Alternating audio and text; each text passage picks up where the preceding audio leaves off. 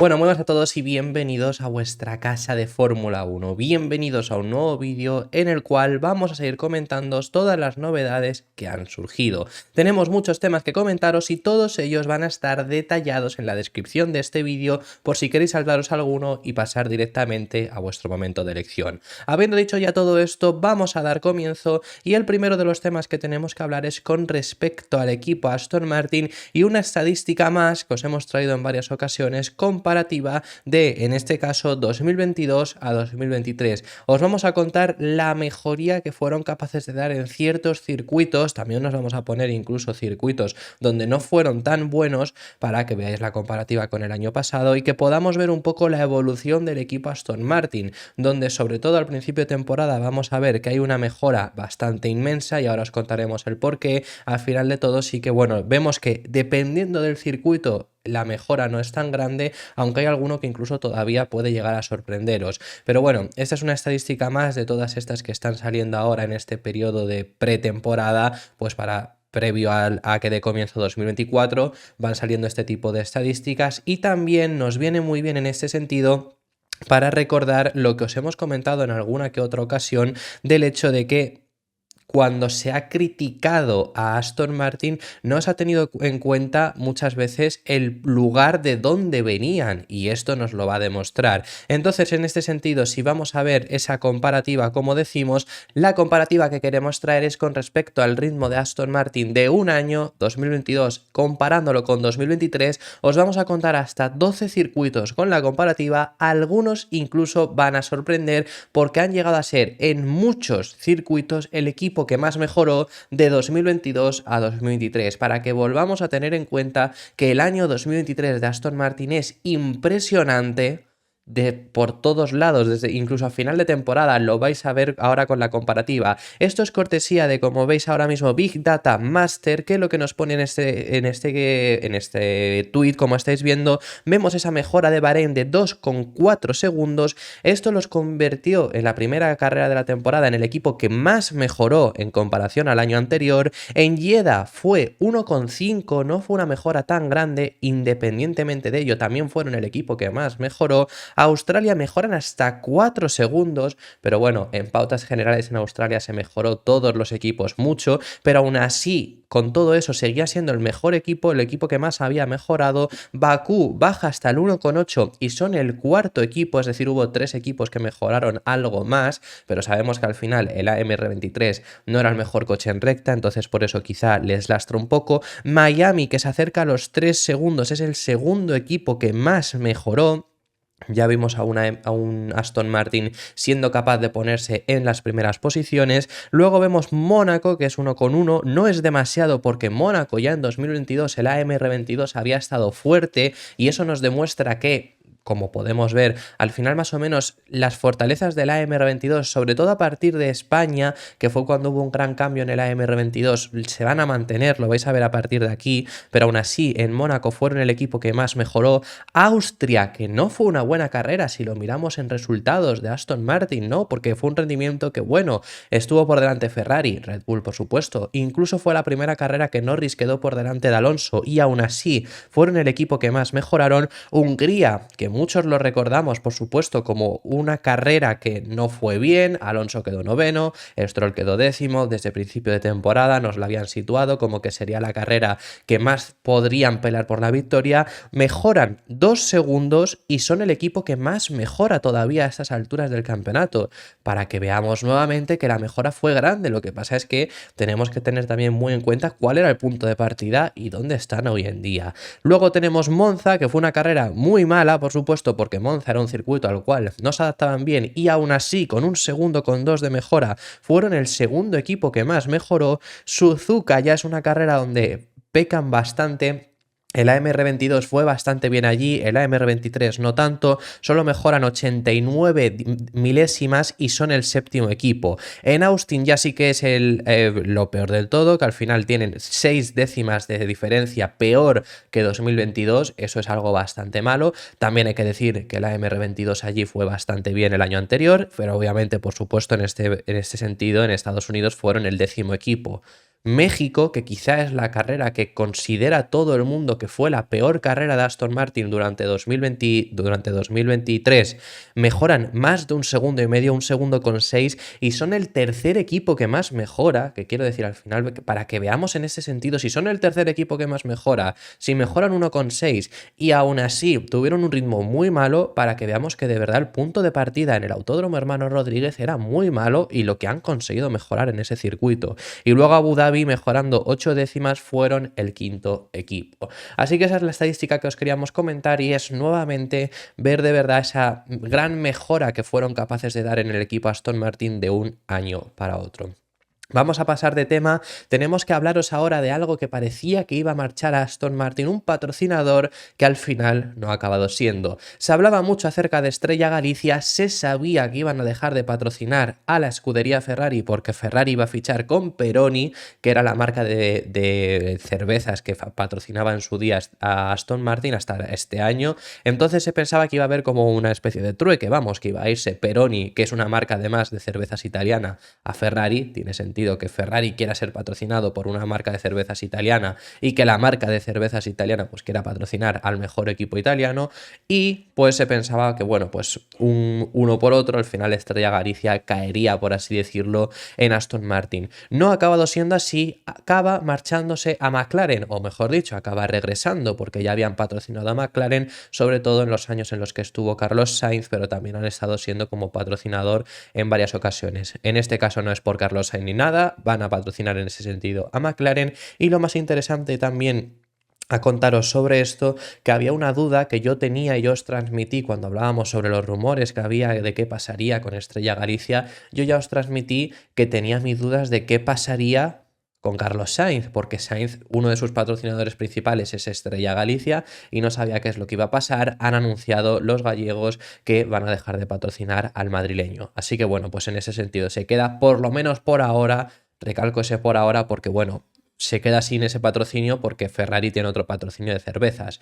En el caso de que haya algún momento, pongamos el año que viene, dentro de 2, dentro de 3, dentro de 5 años, que Sainz deje Ferrari y no tengan ese patrocinio claro de Peroni, pues puede ser que Estrella Galicia vuelva a patrocinar a Carlos Sainz. También comentaros, nos volvemos al equipo Haas porque esta semana hemos hablado muchísimo al respecto sobre ellos. Por supuesto, la salida de Gunther Steiner pues ha dado muchísimo de qué hablar, pero también se ha marchado Simone Resta. Jen Haas, el dueño del equipo, ha hablado después de todos estos movimientos que ha habido, de los motivos, de sus sensaciones. Bueno, hemos hablado muchísimo del equipo Haas. Rápidamente comentaros que ha hablado Kevin Magnussen al respecto sobre el cambio de concepto que llevaron a cabo en Estados Unidos y pese a que no fue efectivo, ya sabemos que incluso Hülkenberg regresó a la especificación anterior porque se sentía más cómodo, la especificación nueva tampoco daba un rendimiento mucho mejor. Lo que espera y cree Kevin Magnussen es que de verdad ese nuevo concepto sea el adecuado y vayan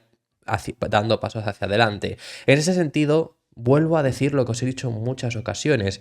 Haas llevó un cambio de concepto radical, del que sí que es verdad que vendieron mucho para esta propia temporada, para el final de año esperaban grandes cosas, pero sobre todo estaba enfocado en ese 2024. Seguimos indicando que cuando hay un cambio enfocado hacia 2024 no tiene por qué funcionar en 2023 y que sea malo.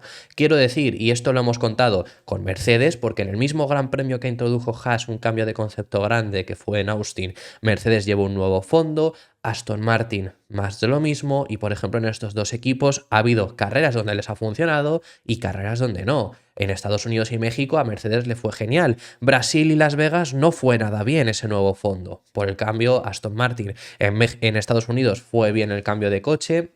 En México para nada, en Brasil volvieron a ir bien, en Las Vegas tampoco fueron bien. Quiero decir, hemos visto esos altibajos. ¿Por qué? Porque si tú introduces una parte de un coche que es para el próximo año, te falta el resto del coche. Entonces, sin el resto del coche no va a funcionar. O puede funcionar determinadas circunstancias, pero para que funcione óptimamente necesita el resto del coche. Si Mercedes introduce un nuevo fondo que está pensado para el próximo concepto de coche con pontones asemejándose más a Red Bull, pero por la parte de fuera, por la parte de superior, sigue siendo lo anterior, no va a funcionar de la mejor forma. Entonces creo que en este sentido es algo que le puede haber ocurrido a Haas y que quizá incluso ellos en principio se equivocaron, porque ellos lo que transmitieron es: pues nos hemos equivocado nuevamente con el concepto, no vamos a ir hacia adelante con este, incluso con Hülkenberg dejándole que volviera a la especificación anterior. Por ahora Magnussen habla acerca de ese concepto, espera y cree que sí que es el adecuado, espera que en 2024, cuando por primera vez se suban al coche, puedan ver pasos hacia adelante en comparación con la anterior temporada, que sobre todo tenían un problema grande que era en la degradación. Además, ese nuevo concepto, lo vamos a leer ahora en sus palabras, pero dice que tiene ciertas ventajas, como es simplemente su manejibilidad, que al final es mucho más manejable y es algo positivo. Las palabras del danés son las siguientes: creo que el coche mejorado está más en la línea con el plan para el año que viene, el concepto se parece a lo que pensamos para el próximo año. En realidad no tiene más carga aerodinámica sobre el papel, que esto es lo que incluso en últimos días Jen Haas ha comentado que es lo que le falta, esa carga aerodinámica. Pero dice, no es eso, no es más rápido tampoco, pero es mejor de conducir, es más fácil, el equilibrio también es más consistente. Por eso no se ve un paso atrás cuando corremos con la nueva especificación, aunque tengamos menos carga aerodinámica. Creo que eso es lo que necesitamos para entrar en el invierno, desarrollarnos en esa dirección y ojalá podamos dar un paso adelante para el año que viene, porque no ha sido un año fácil, eso seguro. Así que bueno, esas son las palabras que da el piloto danés. Vamos a pasar al siguiente de los temas y cuidado, porque alguien que dirige una competición que da comienzo este mismo fin de semana, por cierto, ahora os lo comento, ha invitado a correr a Sergio Pérez en ella si es que se queda sin hueco en la actual categoría. Estamos hablando del director de la Fórmula E, que además ha dado comienzo este año su 10ª temporada. Ya sabéis que yo tuve el honor de poder estar en los test de pretemporada que hubieron en Valencia. Y tienen lugar además la primera cita del calendario en México, en el Autódromo Hermanos Rodríguez, y se ha pronunciado al respecto sobre Sergio Pérez, que sabemos que Checo ahora mismo pues no tiene contrato para la próxima temporada, no sabemos qué es lo que ocurrirá, depende de él renovar o no con Red Bull, así por lo menos lo ha contado Christian Horner, que depende de él conseguir esa renovación. Si acaso no consigue renovar y si no consigue otro asiento en Fórmula 1, que es algo que puede pasar porque ahora mismo la parrilla está bastante complicada y podría ser que se le complique encontrar un asiento, aunque yo creo que lo conseguiría, pero en caso de que se ponga en ese supuesto y no consiga un hueco en otro equipo, si es que Red Bull prescinde de él, le invitan a correr en la fórmula eléctrica, en la Fórmula E. Así lo ha comentado su director, que lo que dice es que sería, por supuesto, muy bienvenido, tiene las puertas abiertas para llegar y le asegura que se lo pasaría bien.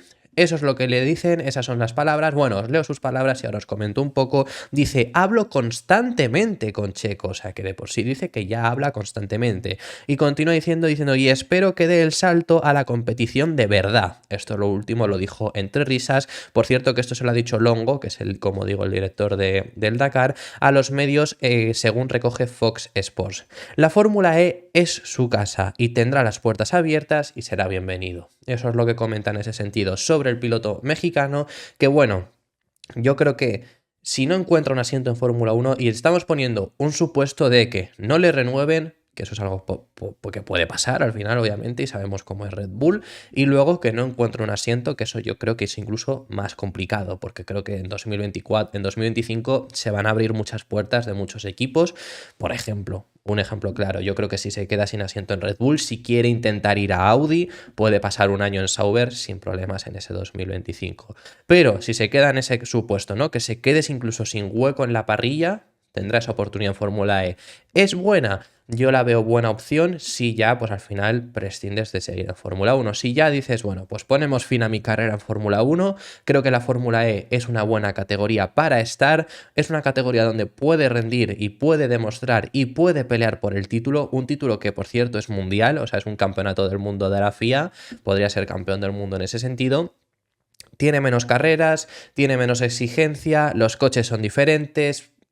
corres en, pues yo qué sé, va a correr incluso en México que se sigue corriendo, corres incluso en centros urbanísticos también por ser eléctricos en algunas ocasiones. Yo lo veo una buena opción en caso de, y en caso de que quiera continuar, porque ya sabemos que hay muchos pilotos que cuando terminan su etapa en Fórmula 1 quieren seguir corriendo, aunque corran con menos intensidad, aunque corran con menos frecuencia, pero quieren seguir corriendo en categorías. Lo vimos con Alonso en los 2 años que no estuvo en la categoría, y no solo Fernando, muchos pilotos por supuesto, y también hay pilotos que la verdad cuando acaban su etapa en Fórmula 1 deciden no seguir compitiendo. Así que veremos también qué estilo de piloto es en ese sentido Sergio Pérez cuando llegue el momento. Por lo menos por parte de Longo, por parte de la Fórmula E, tendrá las puertas abiertas. Para finalizar el vídeo os tenemos que hacer un resumen de lo que está siendo el Dakar. En el día de hoy es el día de descanso en el Rally Dakar, no hemos tenido etapa y ya ha concluido la primera semana completa de este Dakar 2024. Nos queda una. ¿Y cómo está la situación ahora mismo? Bueno, pues os vamos a poner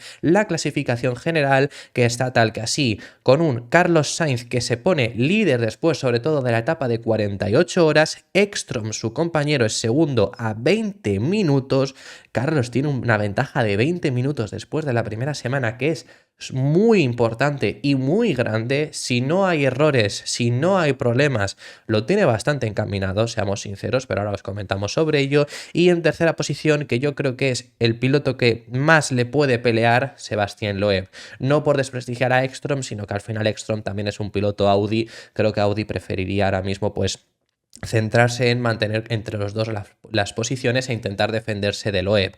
Pero Loeb es el piloto que desde luego les va a poner las cosas más en aprietos. Sébastien Loeb se le da muy bien siempre las segundas semanas. El año pasado lo hizo muy bien también en esa segunda semana, pero tenía mucho tiempo perdido. Ahora mismo es solo media hora. Veremos porque yo creo que la pelea va a estar entre los dos si es que ninguno tiene problemas. Repetimos. Luego está, bueno, en cuarta posición está de Mebius, Moraes que ganó una etapa está en quinta posición y ciertos pilotos ya pues ahí que estáis viendo en esa tabla. Como digo, la situación actual está en que Carlos lo tiene bastante encaminado, sin lugar a dudas, porque hay mucha gente hablando sobre esto, siempre y cuando no haya problemas. Tiene además a su compañero de equipo Ekstrom ahí atrás, justo en segunda posición. Loeb va a ser realmente quien en esta segunda semana sea una amenaza, pero si hace un estilo a Latilla la pasada temporada, que a Latilla el año anterior en el Dakar, la segunda semana se limitó a disminuir daños, a seguir tirando